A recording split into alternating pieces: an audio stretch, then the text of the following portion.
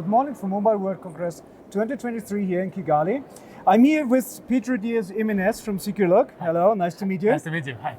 So, Pedro, what are you showcasing here at Mobile World Congress 2023? Sure. So Securlock is a smart lock and software company. We specialize in giving real-time access control solutions for the telecom market mostly.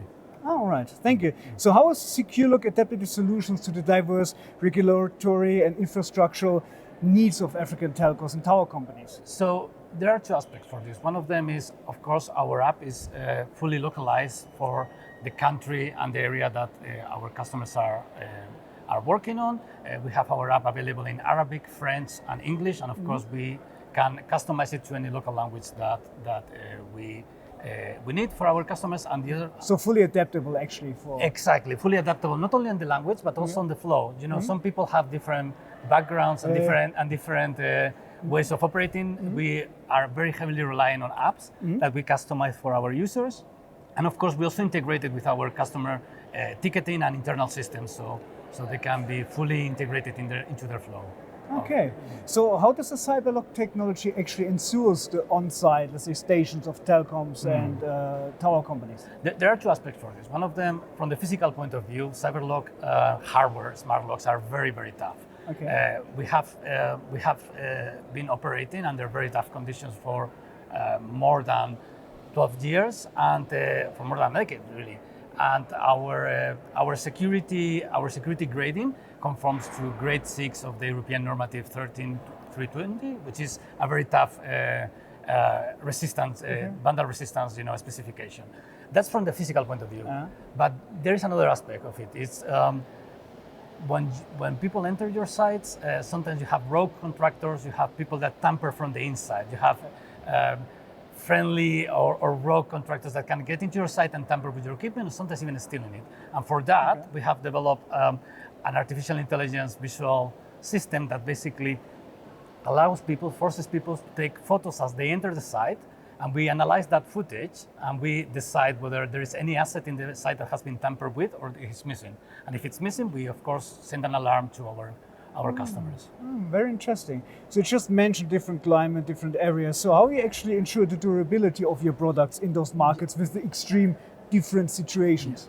All our hardware is resistant from minus 40 degrees to 70 degrees Celsius. Okay. We consistently see locks that have been operating for years, even 15 years, operating normally with no problem at all. There are two aspects of this. One of them is, of course, the quality of materials that we use is really high, and you have a premium product. And the other way is the design. Our locks and our padlocks, they don't have a keyway, so it's very difficult for dust or rain or water to ingress in the lock and disable it. So they are naturally very resistant against adverse conditions you might find in Africa or elsewhere, really. All right, thank you. So from what I learned from our earlier conversation, you have a vast experience in Europe, right? Yes. So, and you have a strong asset there as well. Yes. So you come out to the African market, as far as I remember, you already have some experience here. Correct. So how does it actually differs from Europe if you look at Africa? Yes, of course. We have some experience in our African market, and I think one of the main situations we want to adapt here is, of course, areas with low connectivity. We provide real-time access control that for that to work needs to have some kind of connection to the internet, but in some areas that's not possible. And we have alternative solution in which we have an offline working mode, in which as soon as you enter an area with no connectivity, you can still access your sites, and as soon as you go back, all this security information that makes us great because it allows you to see in real time who is accessing your sites gets uploaded automatically. So we have basically invested a lot in supporting areas with low connectivity and areas in which it's not possible to see in real time who is accessing your site, which is something that we found in Africa happens. So you actually can cater all the needs. Exactly. I mean, for Europe, you also install devices and locks which are actually also, let's say, durable. They can also, let's say, manage extreme situations because you need to ensure the durability also for your projects there, right? Indeed. And what we find here is, a lot of the situations which we have prepared for Europe, they still apply here. You still need to have tough environmental resistance. You need to have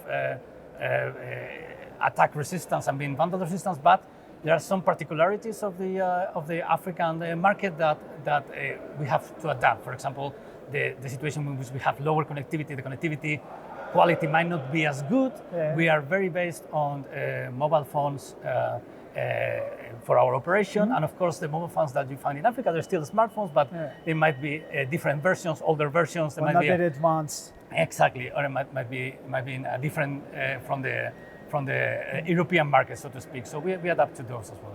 So out of curiosity, do you think that AI plays a crucial role for this kind of solutions?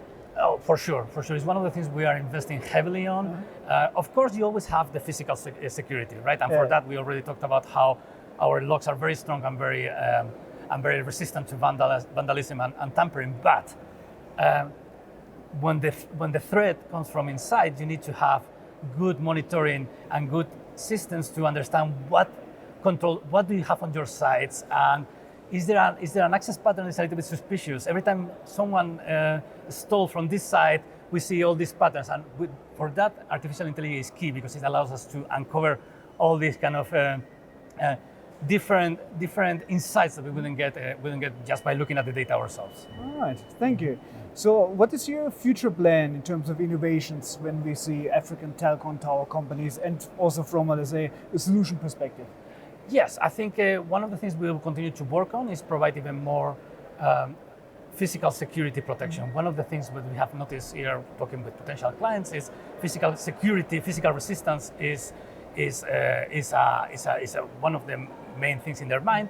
We have a huge variety of different locks that adapt to different situations, but we keep finding new ways in which, I want a lock for this situation which we haven't thought in Europe, right? So evolving our physical systems in there is definitely going to be one of them.